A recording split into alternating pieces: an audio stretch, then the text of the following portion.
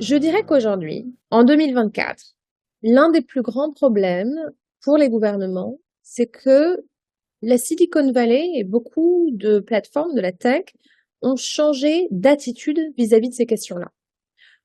On a eu, après la surprise stratégique de 2016 et après la découverte de la campagne russe qui a visé l'élection présidentielle américaine de 2016, un moment de foisonnement, je dirais, où beaucoup d'outils, de méthodes, d'équipes et de règles ont été rapidement mises en place pour éviter que ces problèmes se reproduisent, pour que les plateformes puissent plus rapidement détecter ce genre de manipulation et d'ingérence, pour qu'on puisse avoir un débat plus transparent quand elles ont détecté quelque chose, pour qu'elles puissent les partager même parfois les données avec des chercheurs.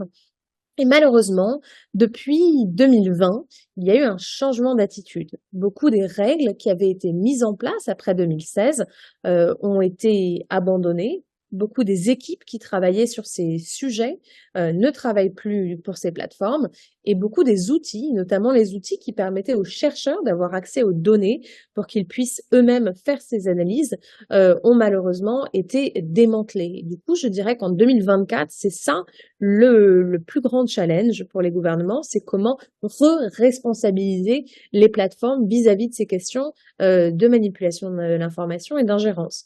C'est aussi un moment où on a de nouvelles technologies. Par exemple, dans un moment où il y a énormément d'élections en 2024, on se demande également comment gérer à la fois les risques et les opportunités de défense et de détection que peuvent apporter des technologies comme l'IA générative.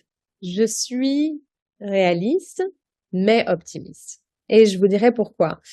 Je trouve que même si parfois les démocraties prennent un peu plus de temps à trouver les cadres réglementaires qui répondent à ces questions-là, on avance quand même.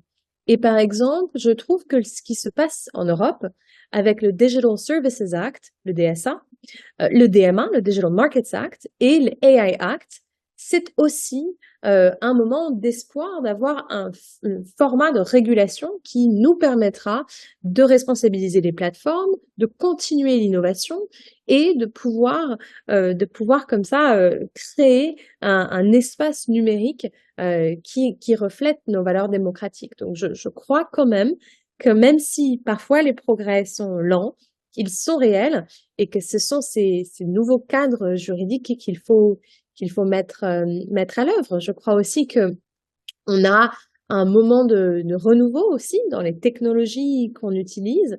Il y a de nouvelles technologies, mais aussi de nouvelles plateformes. Et puis enfin, je trouve, en tant qu'enseignante, quand je regarde mes étudiants, je trouve que les générations qui viennent sont aussi très préoccupées de ces questions-là. Elles pensent souvent à la protection de la vie privée dans les réseaux sociaux. Elles pensent souvent aussi à la fiabilité des informations qu'elles consomment.